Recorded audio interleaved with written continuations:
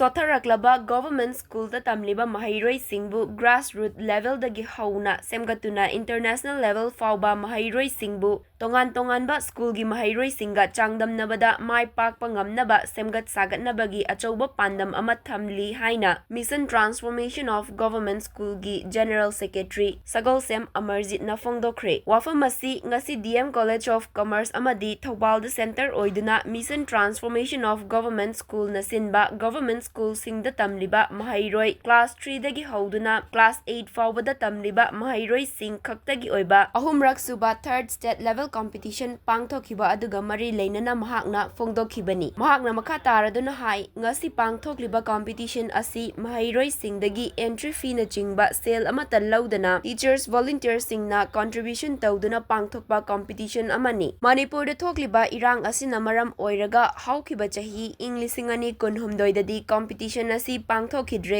adum oinamak relief camp ta changjafam lauduna leiriba mahairoi singi study material na chingba sing yenthokhi chahi ama lab lurabasu ngasi pangthokliba competition asida punna mahairoi lising ani romna saruk yari pangthokhiba competition asida education s ki director nasu financial assistance pibirakani haibagi thajaba thambaga loinana parents sing nasu mateng pangbirakani haibagi thajaba thamli hainasu phongdokhi amadi national awardee teacher Kangjam Jayanta Singhanasu miyamna government school singda thajaba thambiyu haina phongdokhi nakal amaromda Ningombam Junior High School gi headmaster Ahonthem Gopen Singhana hai government school singda tamliba mahairoi sing asi parents singna thawai hakchang yauna support tawbiba hotnabiba tarabadi private school singa competition tawbada chauna mai pakani government school singda tamliba mahairoi sing asi potential yamna leiba mahairoi kaya yauri mahairoi sing asi makhal kayagi competition tawbada chauna mai pakpa ngamgani haibagi thajaba thamli Ningombam Junior High School gi oina competition asida mahairoi nifuni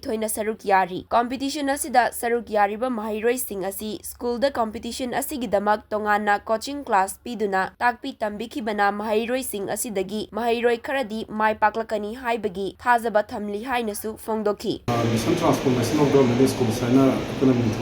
government like mandate 그런 포진을 생각하고 있는 거기서